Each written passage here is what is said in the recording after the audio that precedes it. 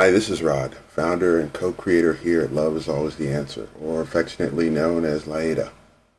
I'm really proud of what we've done so far, and I'm proud of the way each of our members have committed to do our small part in actually changing the world. There's one thing, though, that does continue to disturb me, and that is the way our government and medical establishment continue to scare people by telling them they are HIV positive by means of a very unreliable test that's been proven to be wrong much of the time. For example, it doesn't matter whether the test is by blood, urine, or saliva, it's not a test for AIDS.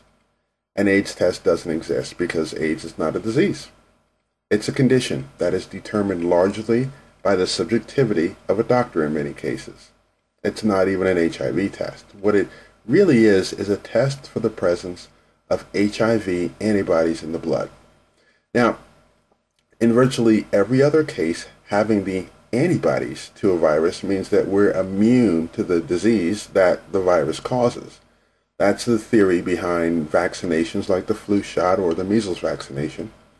And to date, there's really no scientific study to prove that having the antibodies to HIV would work any differently. The bigger problem is that these tests are not specific for, or unique actually, for HIV antibodies. Scientific studies have shown that as many as 90% of the positive test results could possibly be wrong. These are called false positives. You can get a false positive, for example, if you recently had a flu or tetanus shot prior to taking the HIV test, or even having a cold or flu while taking it, or had hepatitis or herpes sometime in your life. Even past pregnancies have been documented as a cause for a false positive. In 50 scientific studies I've reviewed, it appears that they have found more than 70 conditions that could cause a false positive. This is one reason why the manufacturers of these HIV test kits include a printed disclaimer in every single package which says that the tests were never intended to determine the presence or absence of HIV in the blood. Now, that's got to make you wonder, especially since you and I are never told this or shown the inserts. Dr. Rodney Richards, who works for the company and assisted in designing the standard test, had this to say. Millions of people take tests that are referred to as HIV tests. However, the idea that there is a laboratory test that can determine whether or not a person is infected with the virus is simply an illusion. The FDA has never approved a test kit that claims to be used for the purpose of diagnosing HIV infection. Now, to make matters worse, I read an article published on a study where the same blood sample was sent to 19 different labs and came back with 19 different HIV test results.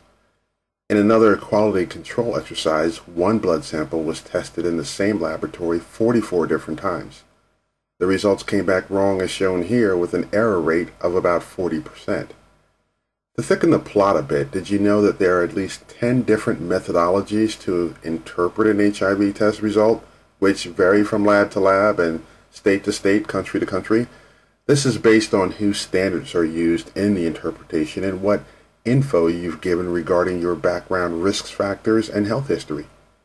Believe it or not, it is the absolute truth confirmed over and over that some people have gone from being HIV positive to being negative simply because they moved geographic locations, like from Virginia to California or even Canada. Some have even been able to change their results just by switching labs or giving different information to the test taker. The point to all of this, anyone who has been tested HIV positive should be very skeptical, because chances are, statistically, that those results are wrong or would be considered wrong if tested somewhere else. Please ask questions and get a second and third and fourth opinion before beginning any kind of AIDS drug regimen that doctors will invariably recommend, especially since the AIDS establishment admits that the side effects of these drugs are killing more HIV-infected people than AIDS itself, mainly from liver failure. In one recent study, which involved 22,000 patients, showed that the drugs prescribed today are even worse than those given 10 years ago.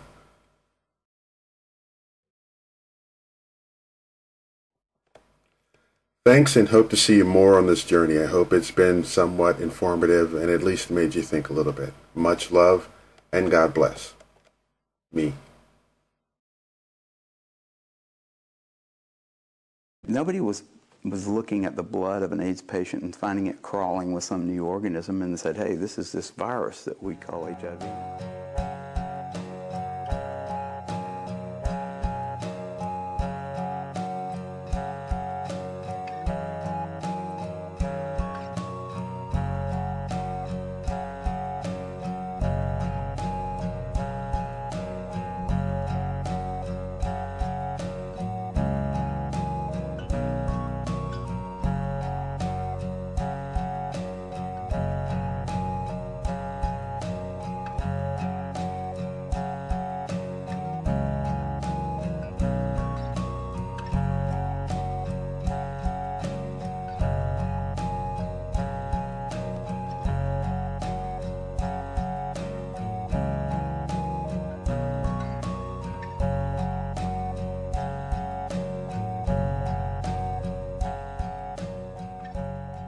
I don't recommend people ever getting tested. The reason is I don't know what the tests mean, and I think no one else knows what the tests mean. I've never seen any evidence that what these tests purport to show, they're actually showing, namely the presence of a virus, the presence of an exogenous virus.